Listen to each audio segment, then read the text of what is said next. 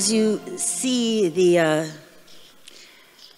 title of my talk is Life in the Ancestral Psychedelic Knowledge Stream, What We Carry Onward.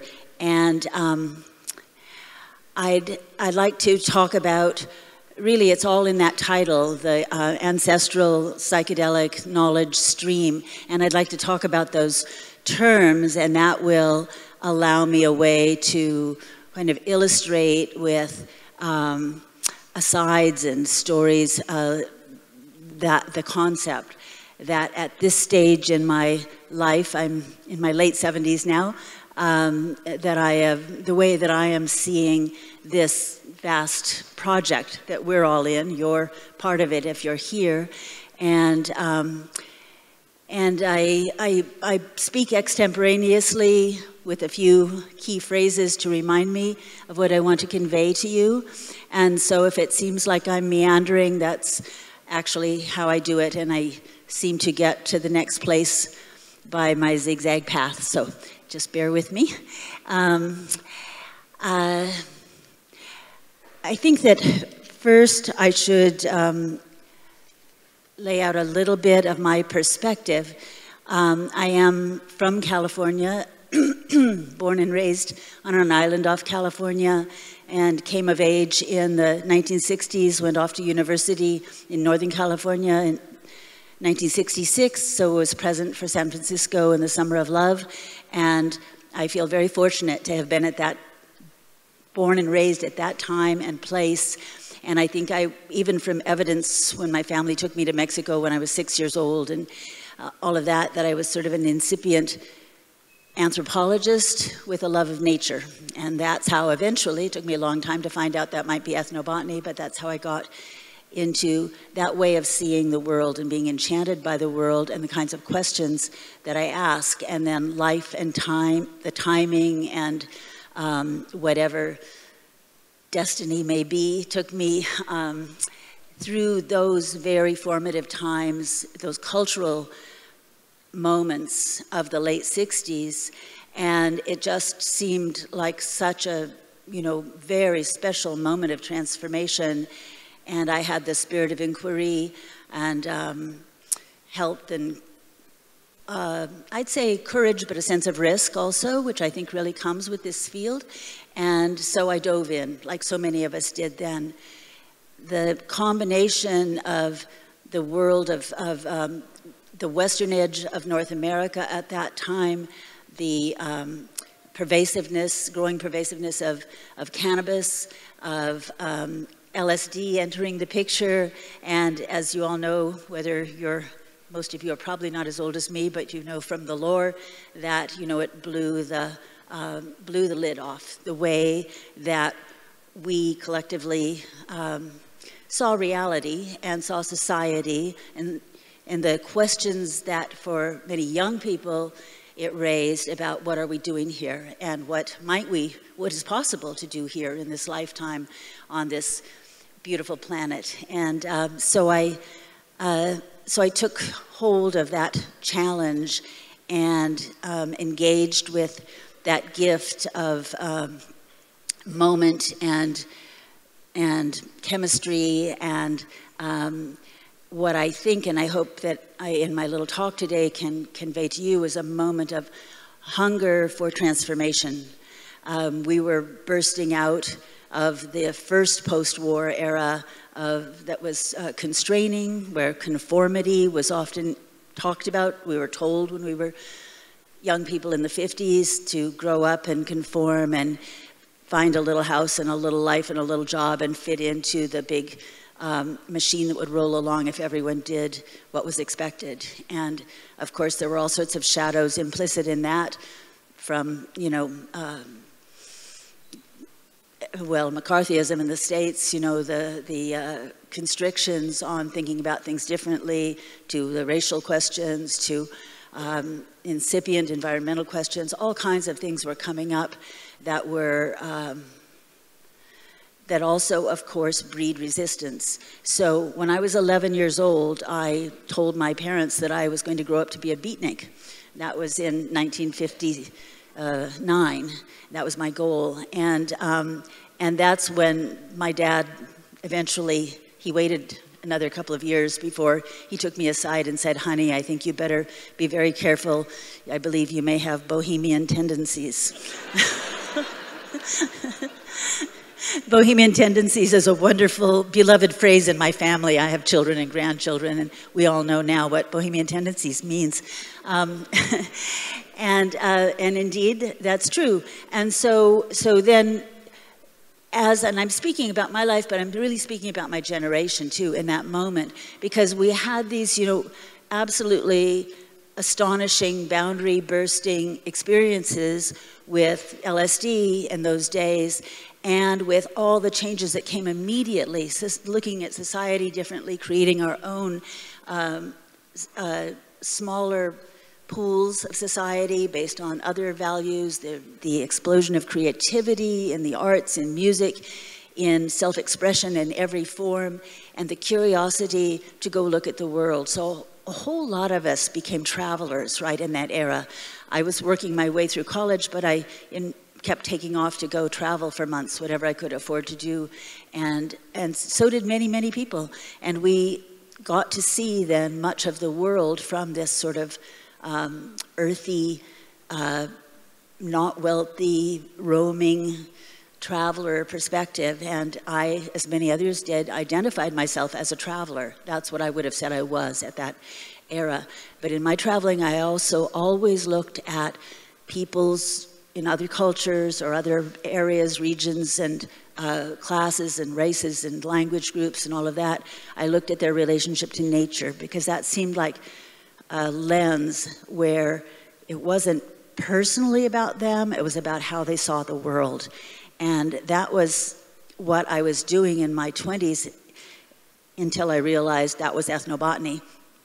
And I discovered through that means lots of ritual.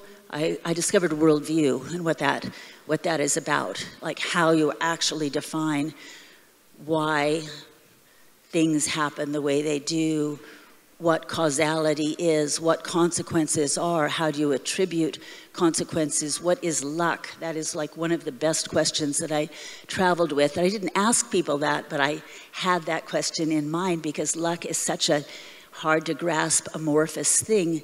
And yet everybody, everywhere, even those of us, the aspects of Western culture that think we are very, that are still mechanistic and materialistic in so many ways, have concepts of luck. So that was one of my early avenues into seeing worldview and understanding that. And it became, and I think this again speaks for many people of all eras who are interested in psychedelics, it became one of the questions is how does one look through the eyes of another culture, of another worldview? What is worldview? And therefore, by looking at others, what is my worldview? What is my culture's worldview? What do I love about it? What is constraining about it? How might we be better balanced and better grounded on this earth if we had a more expansive, more deeply rooted worldview? And then I'll circle back again, but over the years, that has stretched out to be a question about time, about ancient time, and by implication about the future.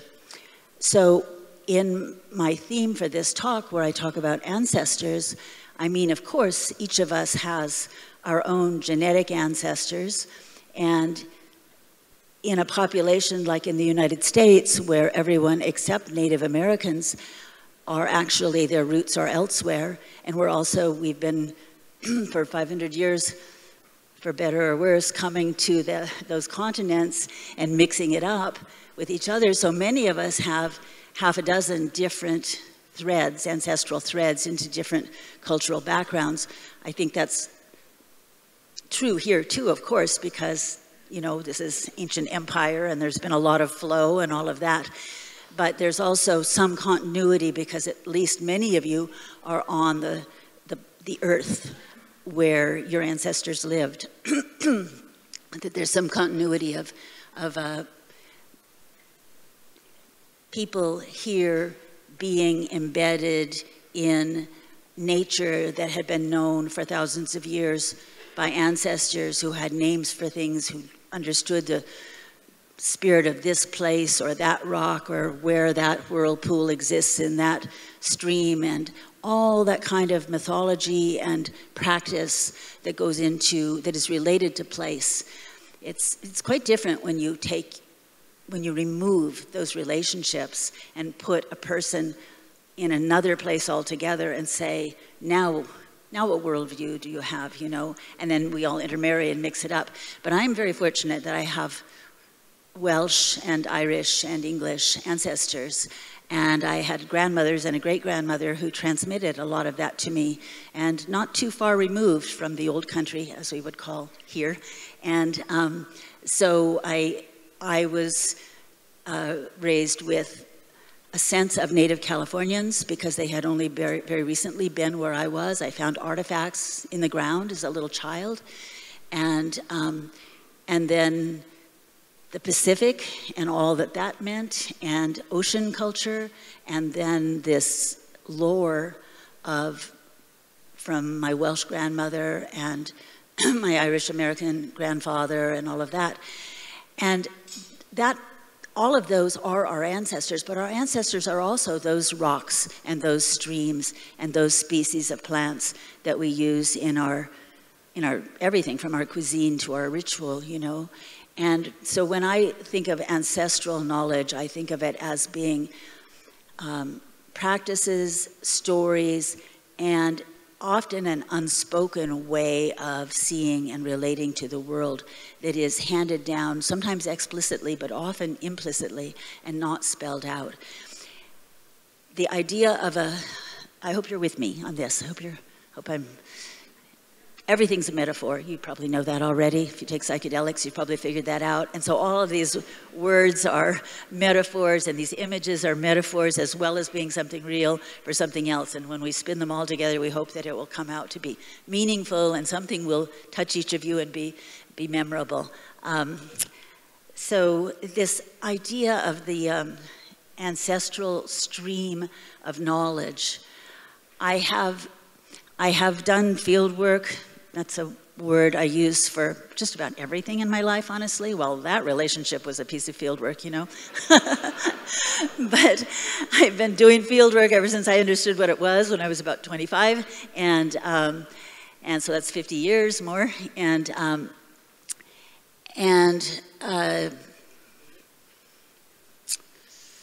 distracted myself there. Let's see. Yes, fieldwork. Yes, I remember that.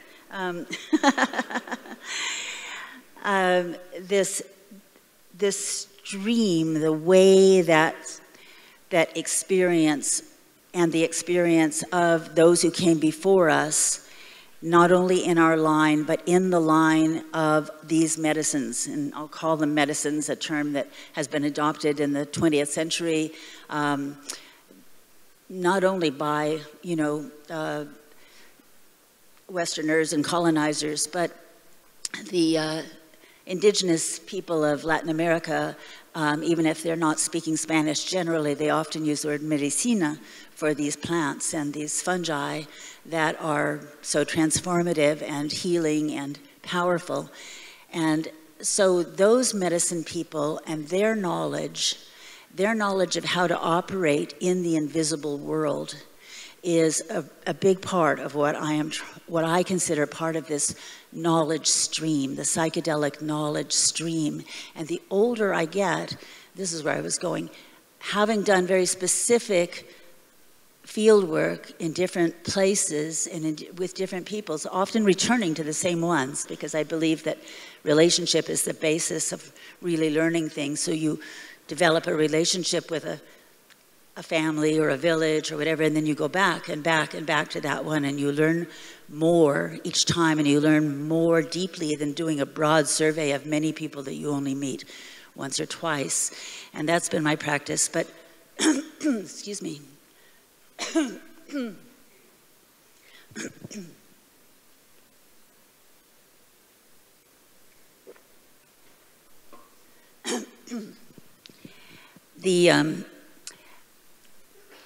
About 30 years ago, I had an experience. I've lived on and off on Hawaii, and I had an experience with a dear old friend. He and I took LSD together up on the mountain on Mauna Loa, which is, as you may know, a live volcano, the largest volcano in the world, actually massive, the most massive mountain in the world, because it's 30,000 feet under the ocean as well as 14,000 feet above the ocean, and it's a live volcano. And that's where I have lived and grown plants and tripped more than anywhere else in my life. And, and he and I, despite all our love of plants, and this is not Terrence, by the way, that's a different story. I'm not telling that story today. We decided to go back to that good old standby that opened the doors for us and for this world, really, for this Western world, which is LSD. That's what first, you know, blew the windows out and said you can look at everything differently, and we went from that to really paying attention to these other plants and fungi in terms of a cultural awakening. And I have always revisited LSD as my first, you know, really profound teacher. So we thought, okay, beautiful, beautiful starry night up on the slopes of Mauna Loa. We will take acid together, and he'd play fantastic music, and it's all open air, and the stars are out, and the gleaming on the ocean, looking westward as far as you can see, and just exquisitely beautiful. And at some point, way into the night, he was off doing a sort of internal thing in his little hut, and I was just out standing on the mountain looking at the sky, and I suddenly got this really strong sense. By the way, I knew Pele very well, the deity that lived in the mountain, the deity of fire. She's well known in Polynesian mythology, but especially Hawaiian mythology, because of all the live volcanoes. Her character is known, her passions, her jealousies, her particular attention to certain plants, all sorts of ways that she expresses her love of the world and her temper, her passion. She's a very passionate deity. And people there that Hawaiians that I know don't call their deities or goddesses and gods, they call them ancestors. This is part of that stream. Those gods, whatever ones you believe in, they're ancestors too.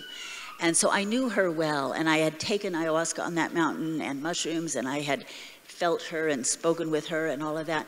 But I was standing there on her body, basically, and I suddenly just had this very strong sense of Celtic magic. And that is part of my background too, but I hadn't ever really contacted it there. And I wondered, why is this showing up so strongly right now? Why am I feel like it's just like sweeping me up. And I was instructed, or my impulse was to put my arm up into the air and touch it. And I did that, and then I realized there was this stream flowing over my head and over all our heads. There's just this stream of a kind of magical wisdom and knowledge and technique even, you know, awareness, down to very specific, that in that moment appeared to me as Celtic. And I felt the weaving, the intertwining of Hawaiian land-based spirit, folk, visionary magic, and the Celtic equivalent of that. And then that led me to understand, oh, it's just always there, just right over us, or in this case, it felt physically over me. And you can, if you're aware of it, you can reach up and touch it, and you can look at one flavor or thread of it or another. You can come from one, you know, tributary or another, but they weave together.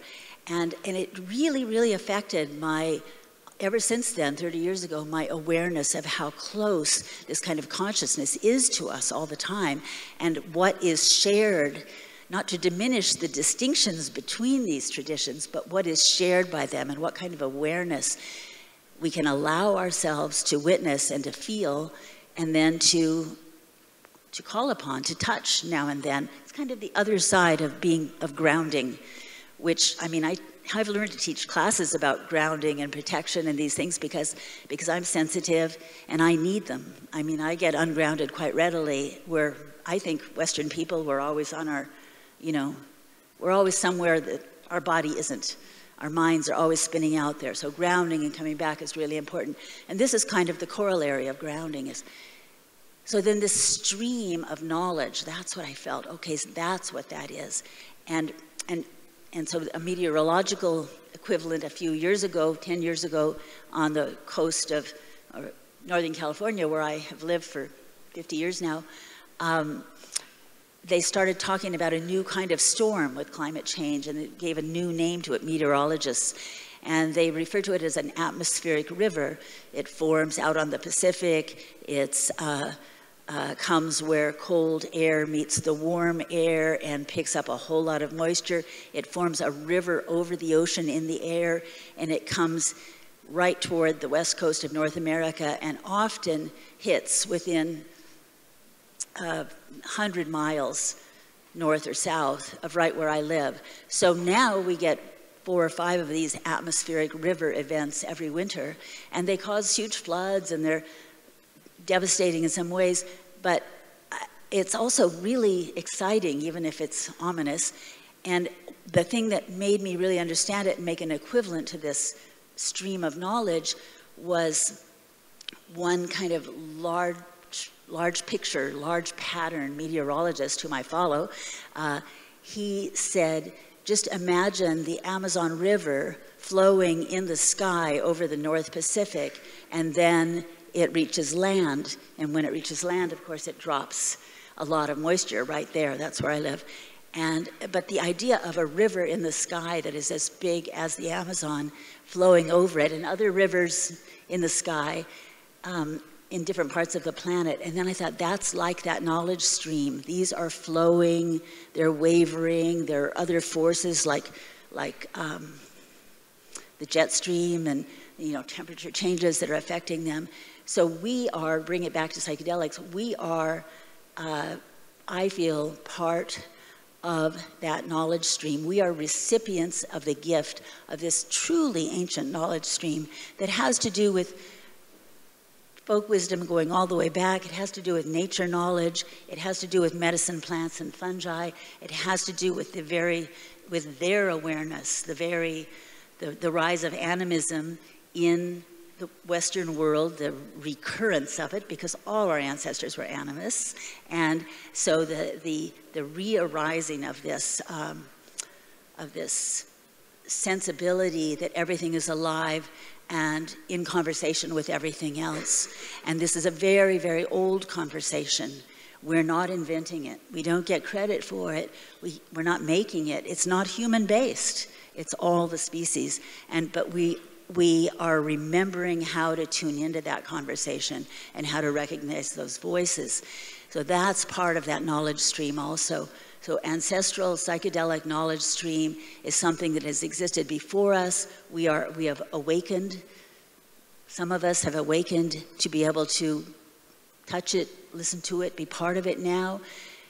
If you recognize it, just as with any treasure, if you recognize it, then you are affected by it. You receive part of it. In anthropology now, there's a kind of new term called intangible cultural heritage. And that's related to this. It's not quite as mystical as what I'm talking about, but it's related to it because it's what is very hard to describe that has been passed through cultures that didn't make pyramids or monuments of any sort, that didn't create huge hierarchical societies. It's what is delivered in the oral tradition, in the ritual tradition, in the experiential direct relationship to natural species. It's what's transmitted from grandmother to grandchild. It's there. And I feel that being aware of it in this time, in this wild, wild time that we're in, and sorry, all of us Americans, I bet there are other ones here who are just like, oops, really, really sorry about America right now. You know, it's just like, wow, this is as tacky as it's ever been, and it's also causing a lot of suffering, and it's going to cause a lot more, you know. And yeah, we're all aware. Don't worry, we're not heads in the sand at all about that. And I apologize. It makes Britain's system look really sophisticated, doesn't it?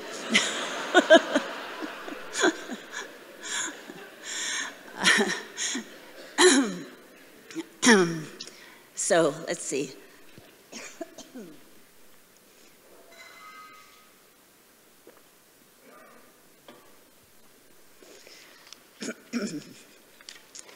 I'll just check in here on a few things I would like to share with you so that I don't lose track of that. Yes, so one of the most important parts of this invisible knowledge stream is this kind of question or way of looking at where does it dwell, in whom, we'll talk about the human part for now, and how has it survived so long? Where does it go when we don't see it? Why is it hard to see? And one of the reasons that it has persisted so long and that it is shared in this way that is not material, I mean, it is shared in like the love of certain plants that you have to process with an intricate procedure that, you know, ancient people of Britain did, for instance, to make the finest baskets, or the knowledge of what lives and grows in the hedges. You know, I'm so excited about getting to see hedges while I'm here. We don't have hedges. I think it's just like, oh, that's a model for reality also. There's so many models for reality. And,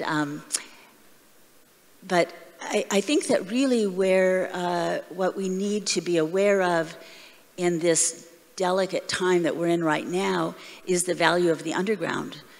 Because the underground is where knowledge, whenever it is suppressed, whenever power arises and says, you can't do that, you can't know that, you can't transmit that, we're taking over, we want to see, we want to tax everything, we want, you know, there have been many, many eras of that in the history of most countries and cultures, or just disaster scattering people and an oppression of all sorts. And so knowledge often has to become unwritten, not loudly spoken, not taught in the schools, and it is transmitted quietly. It is transmitted under the surface, and that's how it lasts so long. And the primary example that many of us know of, or an important example, is among the Mazatec people in Mexico, who, as you probably know, were the knowledge carriers of the psilocybin mushrooms, the many species of psilocybin mushrooms, the variations between those species, all which have some psilocybin, but many, each has its own other alkaloid composition and therefore a different character. It's a different being with a different persona. But all this intricate knowledge of these resources which could not be cultivated, which are wild, which came up wherever they wanted. They seem to come up, you know, on their own. They seem to arise in response to need, to prayer, to knowledge of the land, to knowledge of the waters, of the seasons, and all of that. But then we don't really know how people used them, how the knowledge carriers, that's the phrase that I'm using these days for those who keep this powerful yet vulnerable knowledge alive over hundreds and hundreds of years when it's forbidden to speak about it. Those are knowledge carriers. And so we don't really know how they carried it in the centuries before the Spanish arrived 500 years ago in Mexico and Latin America. But there were other, you know, within Native American, Native Central American populations, there were conquests, there were rules, there were hierarchical societies, and things were forbidden. Some people took to the edges, generally where the underground, it's a horizontal phenomenon. Societies tend to be hierarchical as they build up, they build wealth, they give roles to people, and they build hierarchy, vertical. And the underground to this day, whatever you think of underground as, is generally a horizontal movement, because if it were vertical, it would be visible. So the idea is generate, hold, and transmit knowledge, and sometimes goods, and sometimes medicine, in a quiet, subsurface way. And what is the underground, and how did this incredible technology of the sacred persist in Mazatec and Mexican mushroom culture and practice? It's really amazing that it lasted for 500 years under the Spanish without being detected until really the 1930s, and rumors and some witnessing of that by scholars and investigating. And then you probably all know, in the 1950s, the American Wassons, our Gordon Wasson and his Russian wife, they went to Mexico, and then they daylighted it, that's the term. They brought it to daylight, and that's very complicated, because that's what we would now call cultural appropriation and misappropriation in some ways, because it was characterized, projected to be a certain thing, and that kind of circumscribed it, contained it to make it public. As we tend to do, we kind of make a cartoon of what we don't understand very well. We humans, we project, right? And in doing that, we define something as smaller and more limited than what it is, so we can put it into form and we can talk about it, and that right there constrains it. But it persisted through 500 years with other names, other secret behaviors, symbolic actions, ritual life, teaching every child. I'm sure some of you are parents, teaching your children when they're tiny, and just learning language and just socializing not to talk about certain things.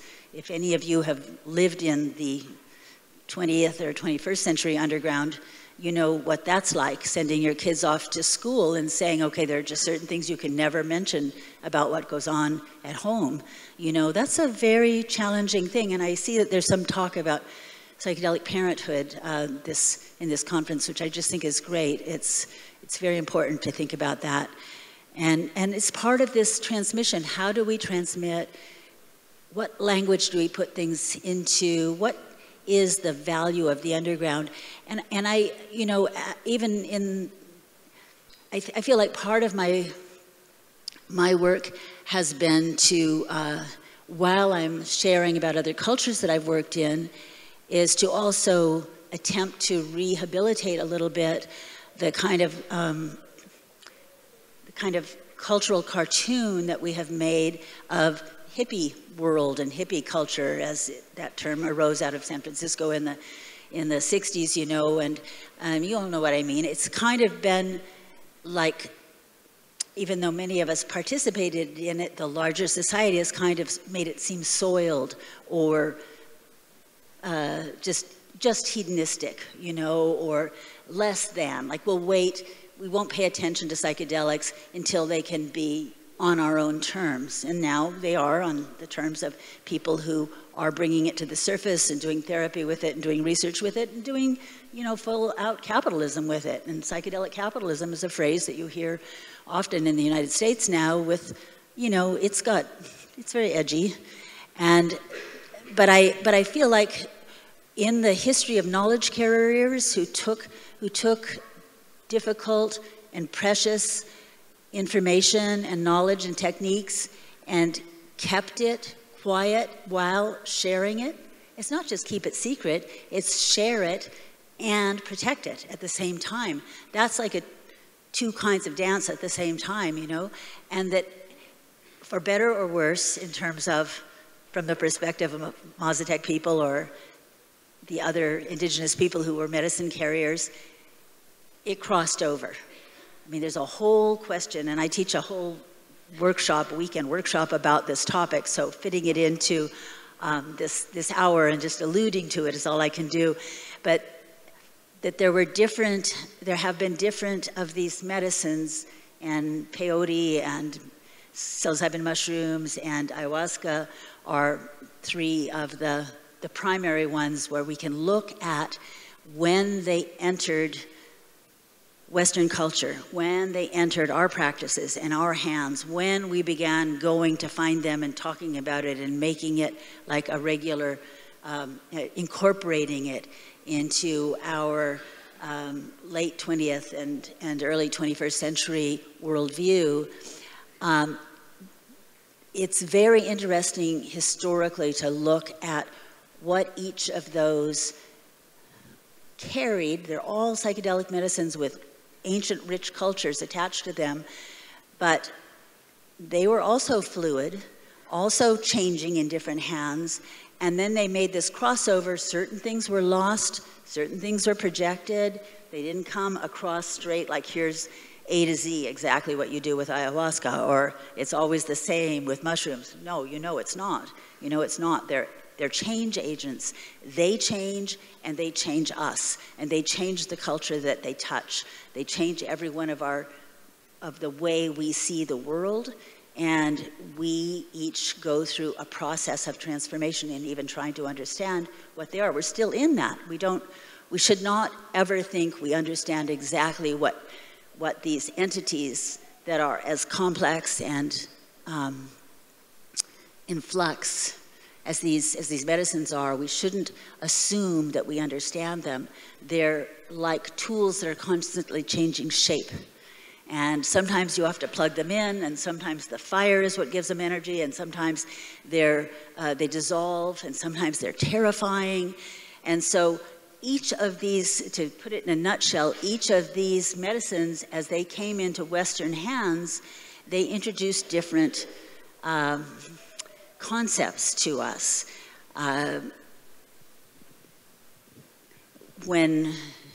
Peyote was already making changes in indigenous peoples' cultures in North America before Europeans and then Americans became aware of it, and that's because it was filling the role as for providing cultural revitalization. It was held in the hands of probably a remnant population holding it, the Huichol or Huixarica people in northern Mexico, but as the native people of North America became more and more terribly impacted by the westward movement of the colonizers, the settlers, their numbers dropped vastly according to, because of disease, because of warfare, genocide, and the introduction of all sorts of new things, and their territory shrunk, and they were losing their essence. And so I'm making this big story very small just for the purpose of today, but so they went in search of what can help us not forget who we are. And that's how peyote, which to them came from native people of the South, came to the native people of the North. And then it was put into a new context, a ritual context that was based on prayer circles, that was even slightly Christian, had a Christian aspect to it, but was also based on old native Northern Plains, Native American rituals. They took in this sacrament from the South.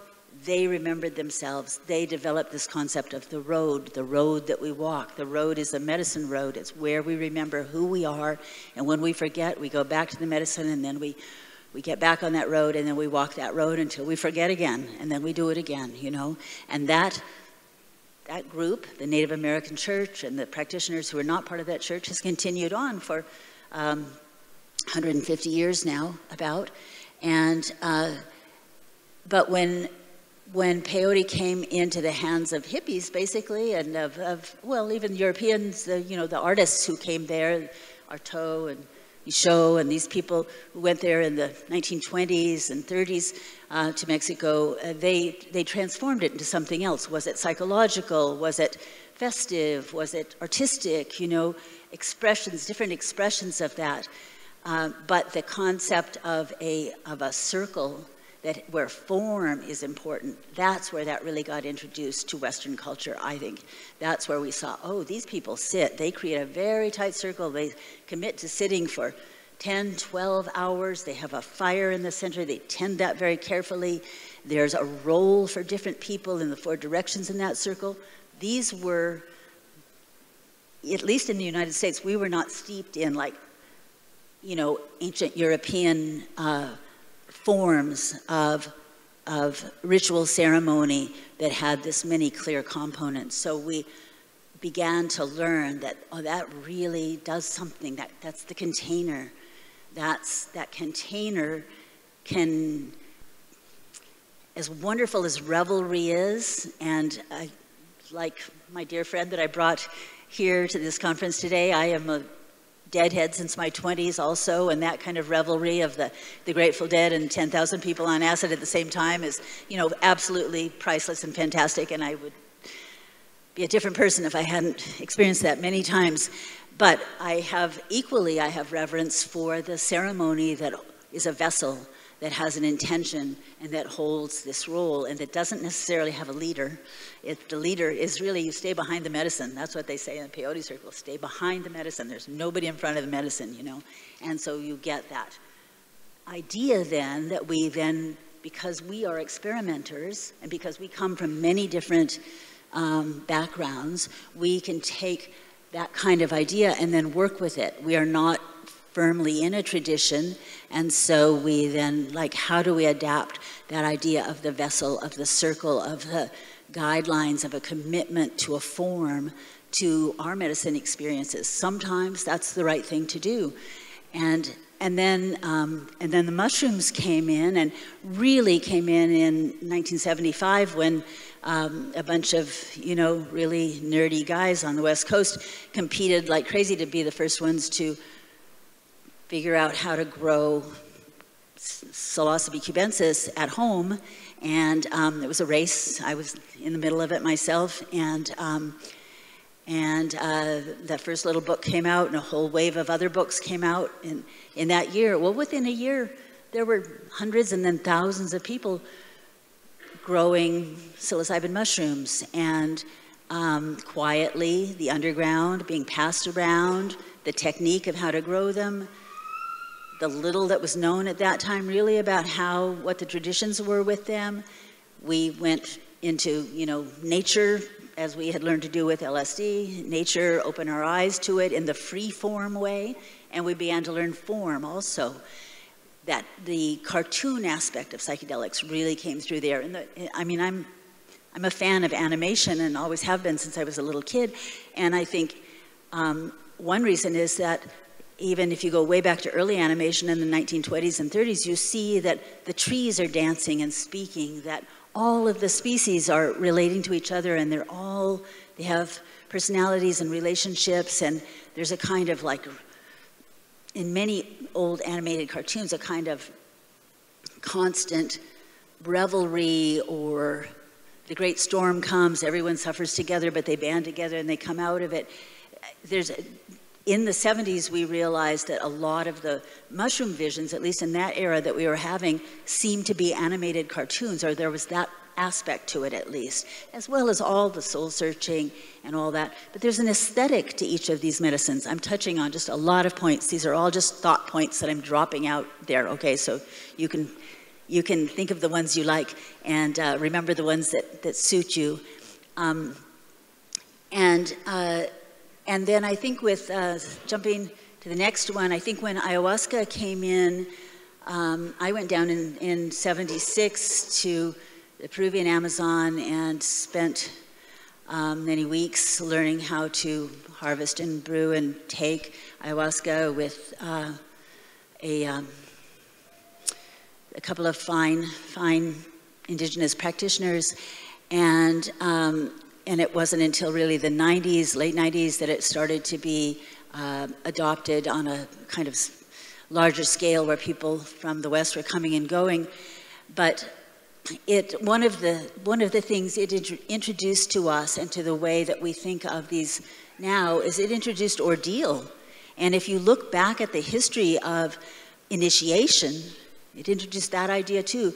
Initiation, psychedelic or not, with poisons, with isolation, ordeal is the way that traditionally through probably the last 100,000 years, people, as they come toward adulthood, if they have a crisis in life, if they need to resolve something, sometimes they choose to go through an ordeal, sometimes they're just pushed into it and it's not a choice at all. But that ordeal, that idea of dropping into, descending into the darkness, into the struggle, into, am I even going to make it through here? Do I have what it takes to make it through this ordeal? Oh, finding it, finding your inner guides, finding your own backbone, finding your desire to live, whatever, all those things that we find, and then they come up through the other side, and then you are an adult, or then you are a healer, or then you are a mother. You are the next thing. The ordeal of birth is a parallel, of course, giving birth and being born for that matter. And so that concept of ordeal and what is the role of ordeal in our becoming full, aware humans, I think really was introduced with that one. So I wanted to just drop this idea in there. There's the question, you know, each of these is a species. Well, ayahuasca is complicated because it's a recipe, multiple species, and never the same twice. That's a very, very complex psychedelic, but it has, of course, characteristic species in it. And so this idea that in the animistic idea that if each species has a kind of a persona, does it have agency? Is there some way in which this stream of ancestral knowledge is calling forth different species at different times to play a certain role, to get into the mix and to mix us into it? Are we being sampled by these species? Are we being informed by them so that we have a wisdom stream that reaches into the future, so that we become the knowledge carriers, so that we have the privilege of receiving these gifts and the responsibility of figuring out how to carry them, and then what we learn from them. Really, with any gift, I learned as a little kid, with any gift is, if you receive a gift, be aware of what it is and then share what it offers you. Always pass on the gift. And so that's, I see what we're doing at this stage. And I am so pleased to see that there are different kinds of grand conversations going on about this. I am somewhat concerned, I am not the only one, by some of the directions that psychedelic research or the focus on business and the focus on just certain uses, certain parts of the population, who benefits, ways that we don't shed old social forms of hierarchy and you know, the endless bugaboos of sexism and racism and classism and all of that, that they get recapitulated in the psychedelic world. So that's all stuff to watch out for. I have, since the last time I was here at Breaking Convention, which was 2015, where I was just delighted to see that David Luke and others whom I was able to talk with at that time and just attending the talks, that there was a link here to, in your conversation, and from my glimpse of the program, I think this carries on, into, you know, what is telepathy, into empathy, the emotional part, but I mean, there were extrasensory perception experiments going on in the hallway. There's the question of, like, you know, the semi-invisible little beings that still live in the earth here and that have never been completely forgotten. And how does that relate to what we see in these visions? Where is the invisible, these multiple kinds of invisible worlds, where are they interacting? And what do we witness about that?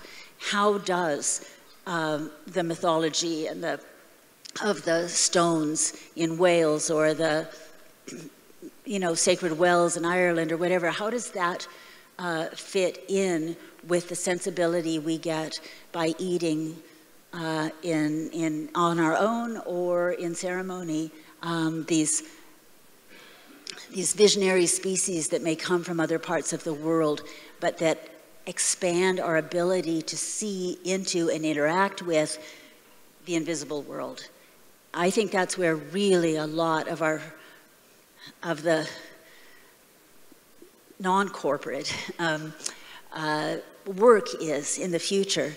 And it comes almost, it's a balancing act between like childlike wonder for this miraculous world that we live in and wily survival techniques that we can somehow make a living and do this and not get arrested and not, and just carry on having a life at the same time in a world where clearly the rules keep changing and we're in peril in so many ways. But we need the wisdom stream. We need this knowledge stream of what is nature, who are these species, what are they doing with us, how can we all work together? And I feel like this kind of conversation is really important to that. So kudos to all of you who are creating a big conversation like this. And I just really appreciate that there exists even an audience for me to wonder aloud about so many things and have you all pay rapt attention. Thank you very much for that.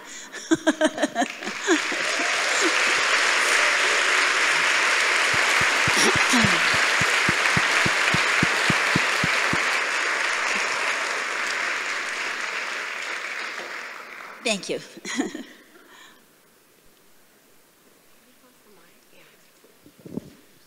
Hi everyone, we've got about 10 minutes. We're going to run in to lunch a little bit, but we've got about 10 minutes for questions. Thank you so much, Cal. That was such an amazing talk.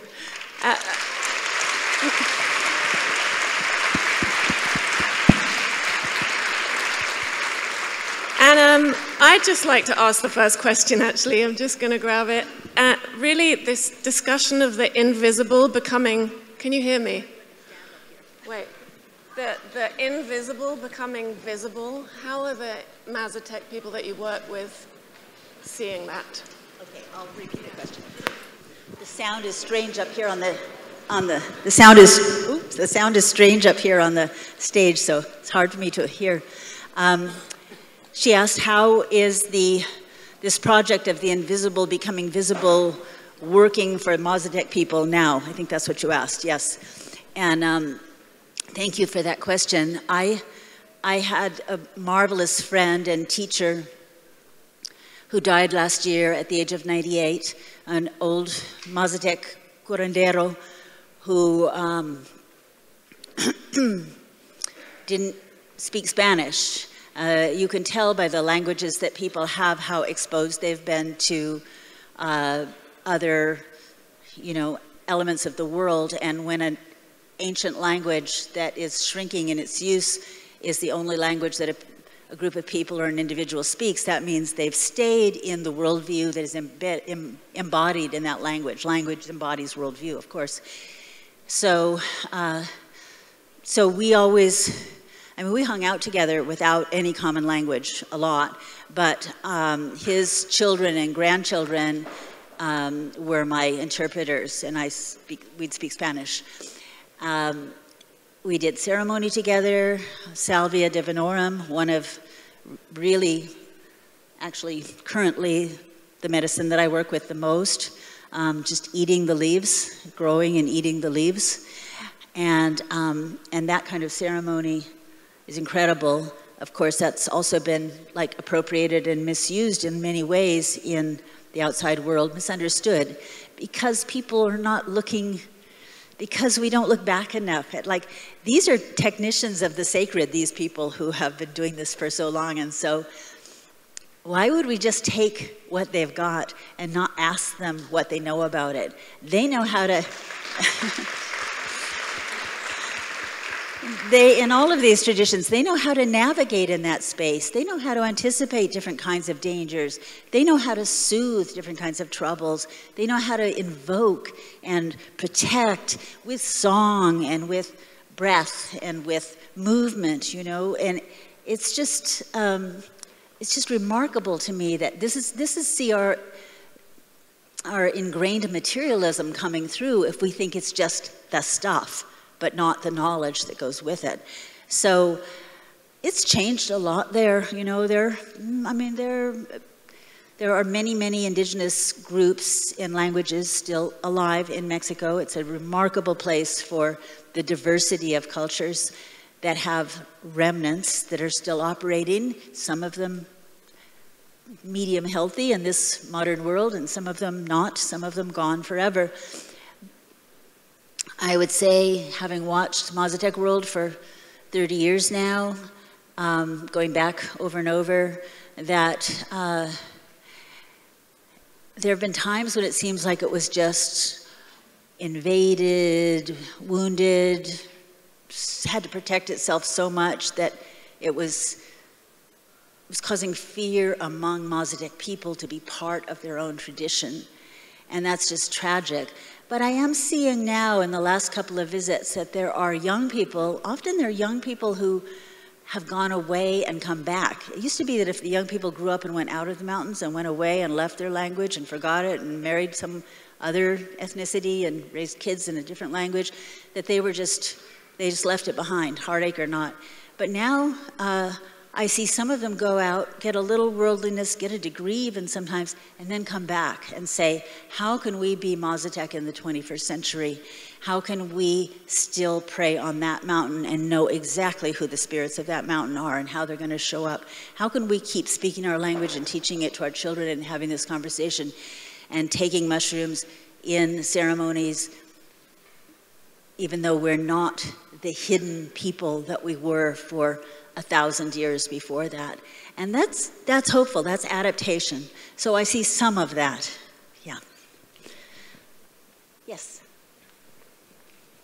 Thanks very, is it on? Can you hear me? Yeah.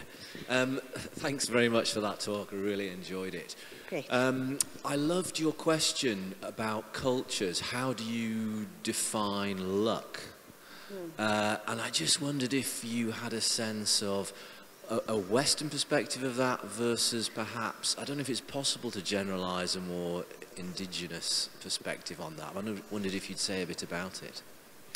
Okay, I don't know if you all heard that, but kind of about luck and that idea of luck. And can I generalize either the Western perspective or an indigenous perspective looking across cultures?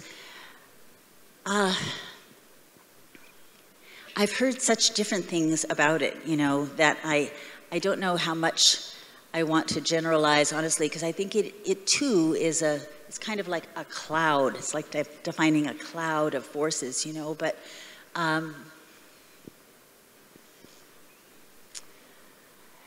sense that I've gotten, if I try to generalize, and I'm thinking mostly of Mazatec versions of that, because that's where I've worked the most in recent decades, but that kind of the world puts in front of us, there's kind of these sketched maps of things that could happen to us, to any individual, to a group, to a place, and the world puts this kind of rough sketch of a map there, and we're sort of consciously or unconsciously following certain lines in that map. And things will cross. There will be crossroads. There will be the meeting of two beings, two humans, a human and a spirit of an ancestor, a human and a deer in the forest. And if we are tuned in to a deeper level, a higher level of what that crossroads means, then we recognize it, and then it seems like luck. Feels like luck. We say, oh, I saw that. Now that means I can do this. That opens something, you know. If we're not able, if we're asleep, if we're wounded, if we're not able to see these potentials, then we miss them. And then we have what feels like, cumulatively, bad luck. I don't know, it's so abstract. I don't know if this really makes sense, but I've been told several times that good luck means you have to be awake and aware to potential all the time and recognize that both parties have to recognize it. And then it feels like, well, you know, it's kind of a thing that people say in this last couple of generations. I love being old enough that I can talk about several generations in my lifetime. You know, it was meant to be, which I think is dangerous, that kind of thinking, because I think there's a lot of passivity in there, and I think especially too much of that kind of, it's a kind of fatalism that especially females, especially young women, are like vulnerable to. At least that's been my observation. Psychedelic young women, I always advise, you know, you have choice, you have discernment. And discernment's a whole other thing that, like, the dark side teaches us, the dark side of all these things. It's one of the things that ayahuasca or all of these medicine circles has taught us, right, is discernment. And, like, how do we know where trouble lies before we actually get into it? You know, I think a lot of my education of my own, I've joked, and my kids joke to me, sort of joke, is that I'm really good at getting into trouble and getting out of it. So I've learned a lot by doing that over and over again, because it's always a new kind of trouble. I learned about that kind of trouble, but now look, there's a whole new kind of trouble. I can get into it and then get out of it. And so it's kind of a joke, but it's also kind of like, you know, when you choose an offbeat path, especially, it's sort of what you're going to do. And discernment has a lot to do with that. So concepts like, and practices like protection, deflection, discernment, of course, and recognizing like very subtle opportunities, those, if you put them all together, they make it seem like you have good luck or you don't. Does that kind of answer it? Fantastic, yeah, thank you. Good, great. Thank you.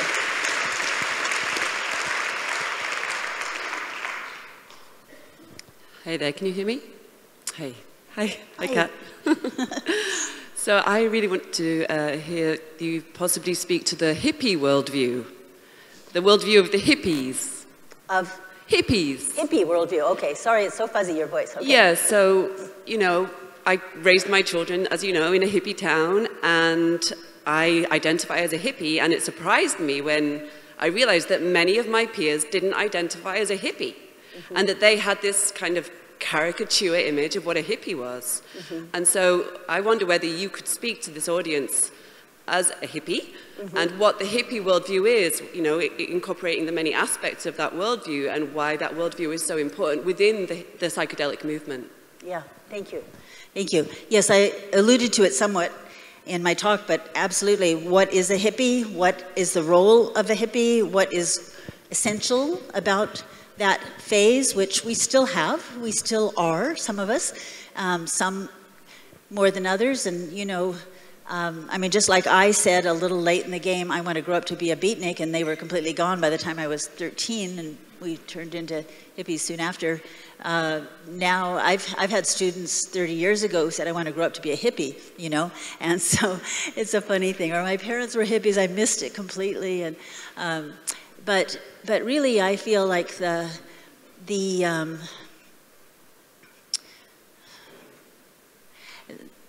what I referred to before as sort of like childlike wonder, meaning that you're aware of serendipity, you're aware of appearance not being everything by any means, that there's a kind of collectivity that's built into that, and that is collective between humans, but between humans and other species. I mean, I think that's all part of the worldview of hippies, that we tend toward nature and natural processes. I mean, I credit LSD, but I really credit the hippies with, at least in the United States, and maybe it was true here as well, with really bringing back, helping to bring back, to embrace on a societal level, natural foods, natural birth at home, dying at home,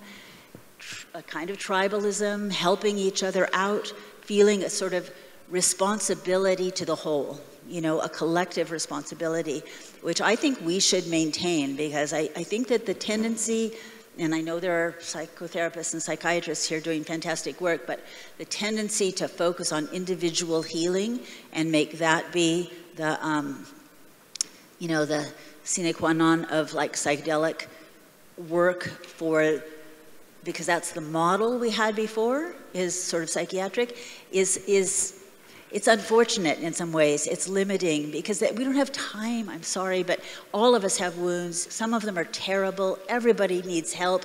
Some people need a lot more help, and I have compassion, and I'm so glad there are people training and learning to help them, and sometimes psychedelics can be part of that.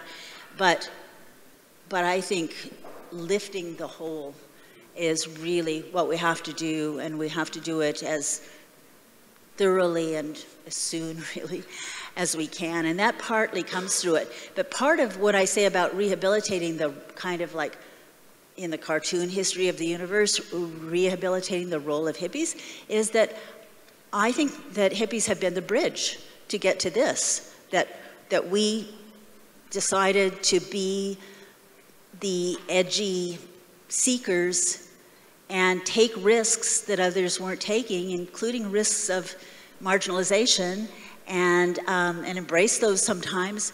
And we had casualties, lots of them too. Addiction is also, you know, always a big shadow on the edge of all of this love of certain drugs. It often opens the door to others.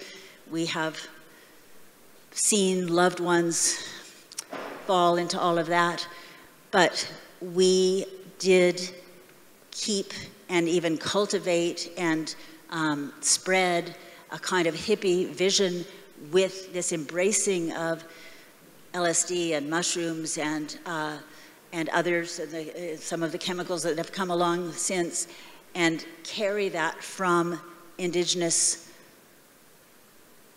the era of only being in indigenous hands, into this 21st century era where we don't know where it's going because the rules keep changing, but we're working on it, you know.